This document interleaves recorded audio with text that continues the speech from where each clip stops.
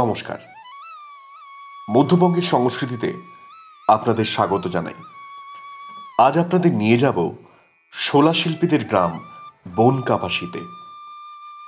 এরাই সাজিয়ে তোলেন মৃন্ময়ী মূর্তিকে। শোলা শিল্পের সমগ্র বিষয়টি দুটি পর্বে ভাগ করা হয়েছে। প্রথম পর্বে থাকবে শোলা শিল্পের বিষয়টি এবং পরবর্তী পর্বে থাকবে শোলা শিল্পীদের কথা।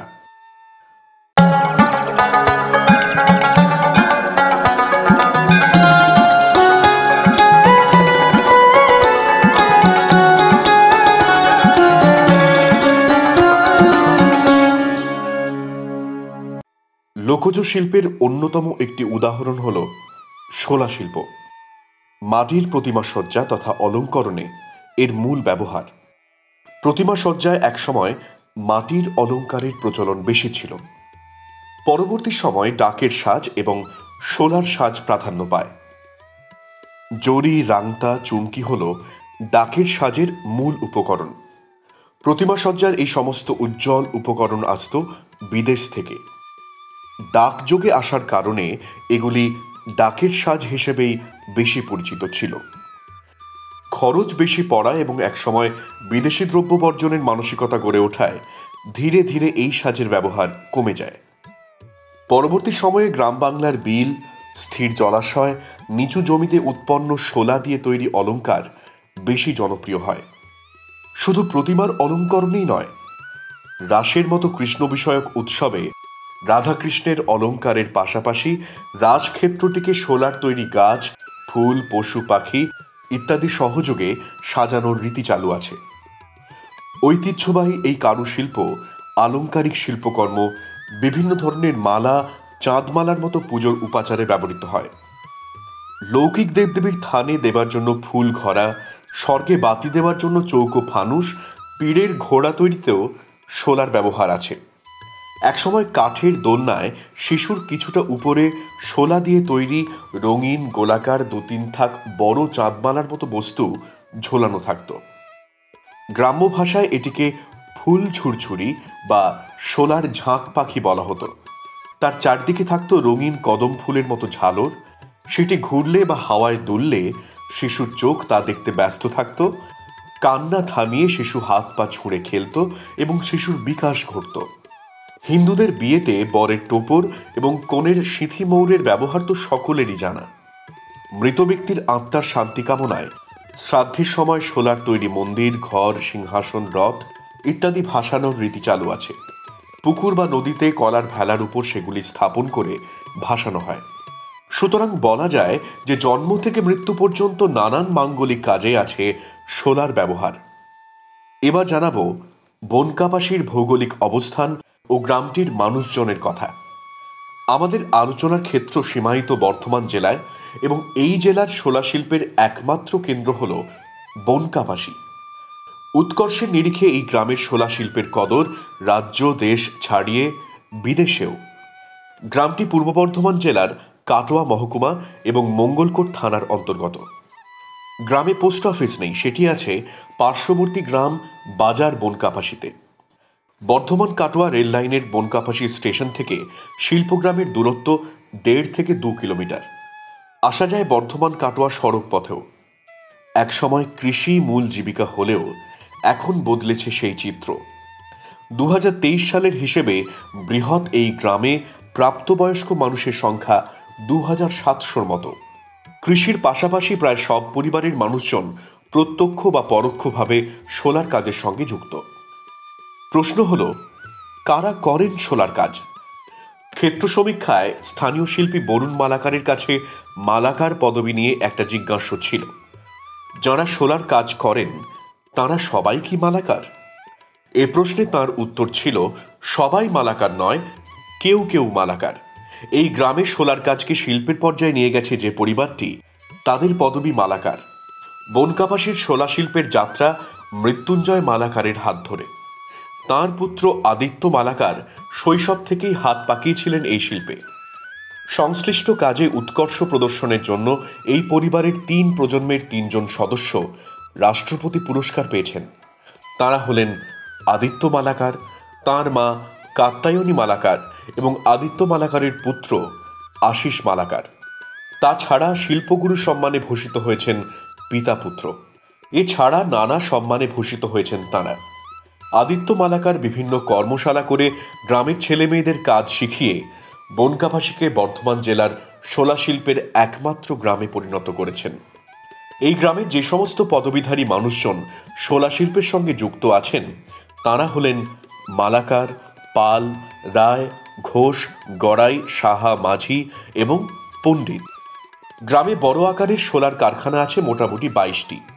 এদের মধ্যে সবচেয়ে বড় কারখানাটি হল পাল পরিবারের। সেখানে কর্মী সংখ্যা 25 জনের মতো। ছোট পরিসরে কেউ কেউ স্বাধীনভাবে কাজ করেন, আবার বড় কারখানার মালিকরা তাদের বেশ কিছু কাজ বাড়িতে কারখানা নেই কিন্তু কাজ জানেন এমন বেশ কিছু পরিবারে ভাগ করে দেন। এইসব বাড়ির নারী পুরুষ সকলেই শোলা শিল্পের কাজের সঙ্গে যুক্ত। মেয়েরা মূলত শোলার বড় কাজের উপর চুমকি, জড়ি বসানোর কাজগুলি করেন। এদের অনেকেই পরিচয় দেন মালাকার হিসেবে। এর পিছনে নিহিত আছে একটি গুরুত্বপূর্ণ বিষয়। শোলা শিল্পীরা মূলত দুর্গাপুজোর দিকে তাকিয়ে সারা বছর কাজ করে যান। ক্লাব বা বারোয়ারি পুজোর আগে পারিবারিক দুর্গা ও বাসন্তী পুজোই ছিল মূল।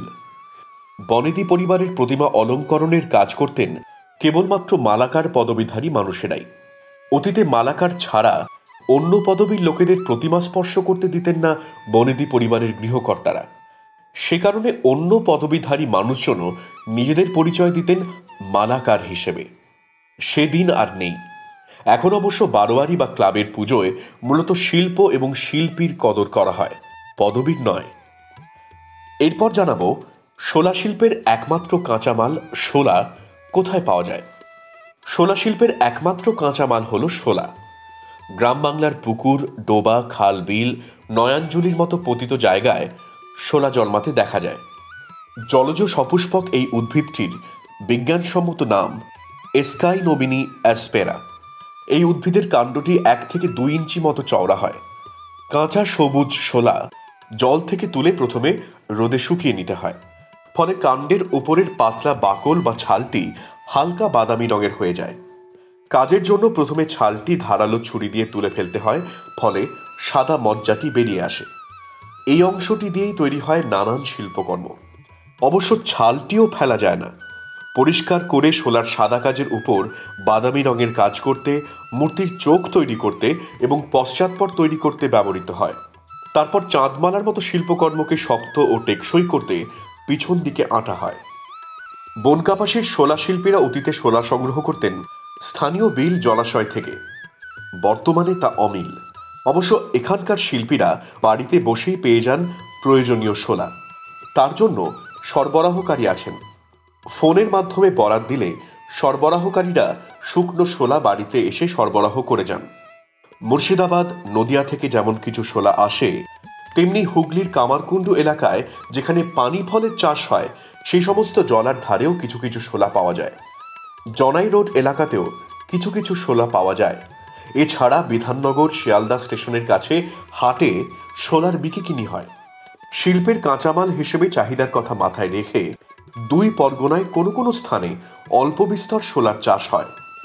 ইদানিং দেবী মূর্তির আঁচল অলঙ্করণে বা বড় কোনো শিল্পকর্ম করার ক্ষেত্রে শোলার ভাগ কিছুটা কমাতে ফাঁকিবাজির আশ্রয় নেওয়া হচ্ছে।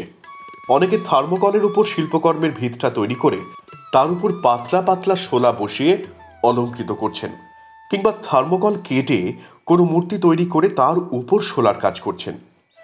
এই বিষয়টি সম্পর্কে প্রশাসন পুজো কমিটিগুলোকে সতর্ক করছেন। পুজো কমিটিগুলো সেই বার্তা পৌঁছে দিচ্ছেন শোলা শিল্পীদের। পরিবেশ বান্ধব শিল্পকর্ম করতেই এই বার্তা। ঘটনা হলো, প্রতিমা বিসর্জনের পর শোলা জলে নষ্ট হয়ে গেলেও থার্মোকল নষ্ট হয় না। থার্মোকল নজরে এলে অলংকার খুলে ফেলে দিয়ে প্রতিমা বিসর্জনের নিদান দেওয়া হয়। নদী দূষণ কমাতে তথা পরিবেশ দূষণ রুখতে এই উদ্যোগ। এবার জানাবো শোলা শিল্পে ব্যবহৃত যন্ত্রপাতির কথা। কলকাতার আঁচলের মতো বড় শিল্পকর্মের জন্য প্রথমে কাগজের ওপর এঁকে পরিকল্পিত শিল্পটির ডিজাইন তৈরি করতে হয়। নির্দিষ্ট মাপের কাগজ কাটার জন্য ব্যবহৃত হয় সাধারণ কাঁচি। এরপর কাগজের উপর ডিজাইন কাটার জন্য যে যন্ত্রটি ব্যবহৃত হয় সেটির নাম নরুন। হাত যন্ত্রটির নিচের ধারালো অংশটি সরু নরুনের মতো। উপরের দিকে জুৎসই হাতে ধরার মতো কাঠের গোল হাতল লাগানো থাকে। উল্লিখিত সাধারণ কাঁচি ছাড়াও এক ধরনের ডিজাইন কাঁচি ব্যবহৃত হয়। সেই কাঁচির একটি পাতে খাঁজ কাটা থাকে এবং সেই অনুযায়ী ডিজাইনযুক্ত সরু সরু কাগজ কাটা হয়। শোলা কাটার জন্য ধারালো ছুরির মতো যে যন্ত্রটি ব্যবহৃত হয় সেটির নাম কাত। এছাড়া ব্যবহৃত হয় পেশাই মেশিন। ছোট আকারের যন্ত্রটির মধ্য দিয়ে দিয়ে সরু সরু কাটা কাগজ দিয়ে হাতলটি ঘোরালে কাগজটি খাঁজ খাঁজ হয়ে বিশেষ ডিজাইন তৈরি হয়ে বেরিয়ে আসে। আরেকটি নতুন যন্ত্র শীঘ্রই সংযোজিত হবার কথা শোনা গেল, সেটি হলো শোলা কাটা যন্ত্র। শোলার উপরের পাতলা বাকল বা ছালটি ধারালো ছুরি বা কাপ দিয়ে তোলার ফলে কিছুটা অসমান থাকে। ছাল তোলার পর পরিষ্কার মেঝেতে হাতের তালু দিয়ে গড়িয়ে নিয়ে সমান করা হয়। তারপর কাঠ নামক ছুরির সাহায্যে পাতলা পাতলা করে কাটা হয়। আকার অনুযায়ী গোল শোলার পাতলা অংশগুলি বোতাম বা চাকি, লম্বা করে কাটা মোটা সুতোর মতো শোলাগুলি সুতেন, গোল শোলাকে তির্যকভাবে কেটে মাঝ বরাবর দুভাগে ভাগ করা অংশ পিঠে, শিরযুক্ত অংশ ঢেঁড়স ইত্যাদি নামকরণ করা হয়। এগুলোর কাগজের ডিজাইনের উপর আঠার সাহায্যে বসিয়ে বসিয়ে দেবীর শাড়ির আঁচল, বিভিন্ন অলংকার তৈরি করা হয়। সহজে কাটার জন্য শোলা কাটার যন্ত্রগুলি খুব ধারালো হয়। সেগুলিকে মাঝে মাঝে লম্বা কুলকাঠের পাটাতনের উপর বালি দিয়ে ঘষে ধারালো করতে হয়। আবার কাটার মাঝে মাঝে কারিগরের মাথার চুলে থাকা তেলে, পায়ের পাতায়, হাতের তালুতে বুলিয়ে নিতে হয়। শেষে জানাই দেবী মূর্তির সাজের বিবরণ এবং সেসব ডিজাইন কারা করেন। শোলার সাজের উপকরণ মূলত মৃন্ময়ী মূর্তির জন্য। দুর্গোৎসবের দিকে তাকিয়েই সারা বছর কাজ করেন শোলা শিল্পীরা। দেবী মূর্তির অলংকার থাকে চরণ থেকে মুকুট পর্যন্ত। শোলার অলংকারে সাজানো হয় চালচিত্রটিও। সাজ পোশাকের সঙ্গে সঙ্গতি রেখে শিল্পীরা সূক্ষ্ম কারুকলায় তৈরি করেন সেই সব অলংকার। রঙিন কাগজ, প্লাস্টিক, কম দামি সাদা কাপড়ের ওপর শোলার সূক্ষ্ম লতাপাতা, ফুল ইত্যাদি বিচিত্র কারুকার্য দিয়ে তৈরি হয় দেবীর শাড়ি, আঁচল। শাড়ির ওপর দিয়ে ঝোলানো থাকে নয়ন সুখকর মালা, কণ্ঠ ঘিরে থাকে চিক, দুই কানে থাকে বেণীমকর, দুল এবং চৌদান, হাতে থাকে আংটি, চুড়ি, রতনচূড়, বাজুবন্ধ, বিচ্ছু, ঝুমকো ইত্যাদি। শিরোভূষণ হিসেবে থাকে রত্নমুকুট বা কিরিট। মুকুট দুটি ভাগে বিভক্ত, নিচের অংশটি মুকুট আর উপরের অংশটি কলকা। রত্নমুকুট দেবী দুর্গার রণরঙ্গিনী ও লাবণ্যময়ী রূপকে ফুটিয়ে তোলে। দেবী দুর্গার সাজের সঙ্গে সাজুজ্য রেখে সাজিয়ে তোলা হয় লক্ষ্মী, সরস্বতী, কার্তিক, গণেশকে। দুর্গোৎসবের পর জাঁকজমকভাবে সাজানোর কাজ হয় জগদ্ধাত্রী পুজোয়। এক্ষেত্রে শোলা শিল্পীরা তাকিয়ে থাকেন চন্দননগরের দিকে। এছাড়াও রাজ্যের প্রায় সর্বত্রই জগদ্ধাত্রী পুজো হয় কম বেশি। বেশিরভাগ সময় ডিজাইন দিয়ে দেন যারা বরাত দেন তাঁরাই। কোনো সময় ফরমাইশি ডিজাইনের সমগোত্রীর কোনো ভালো কাজ শিল্পীর কাছে থাকলে তা ক্রেতাকে দেখানো হয়। বরাতদাতা অনেক সময় কারিগরের শিল্পকর্মটি পছন্দ করেন এবং বরাতও দেন। বনকাপাসির কারিগররা কেউই আর্ট কলেজ থেকে পাশ করা শিল্পী নন। তারা বংশ পরম্পরাগতভাবে নানান শিল্পকর্মের সঙ্গে যুক্ত থাকতে থাকতে বিষয়টিকে রপ্ত করেছেন। অবশ্য তাঁদের আয়ত্তের বাইরে এমন নকশার প্রয়োজন হলে তাঁরা প্রশিক্ষিত শিল্পীর সহায়তা নেন। চন্দননগরের মতো ঐতিহ্যমণ্ডিত জগদ্ধাত্রী পুজো কমিটিগুলি পুজোর অনেক দিন আগে থেকেই প্রশিক্ষিত শিল্পীদের দিয়ে ডিজাইন তৈরি করিয়ে নেন। ছোট করে তৈরি করা সেই নকশা বা মিনিয়েচার খসড়া হিসেবে শোলা শিল্পীদের দেন। আপন দক্ষতায় সেগুলি বড় এবং নয়নাভিরাম করে ফুটিয়ে তোলেন শোলা শিল্পীরা। শোলা শিল্পে তৈরি শিল্পকর্মের নির্দিষ্ট মূল্য হয় না। মূল্য নির্ধারিত হয় শ্রমের সময়, নিয়োজিত শিল্পী, কাজের উৎকর্ষ ইত্যাদির ওপর। শোলা শিল্পের এই পর্ব এ পর্যন্তই। পরবর্তী পর্বে থাকবে শোলা শিল্পীর সঙ্গে যুক্ত শিল্পীদের কথা এবং বিশ্ব বিজয়ের কথা। সঙ্গে থাকার জন্য ধন্যবাদ। ভালো থাকুন সকলে। মধ্যবঙ্গের তথা রাঢ়বঙ্গের আঞ্চলিক ইতিহাস, লোকসংস্কৃতি, ধর্মীয় স্থাপত্য, টেরাকোটা ইত্যাদি বিষয়ে ভিডিও নিয়মিত প্রকাশ করব আমরা।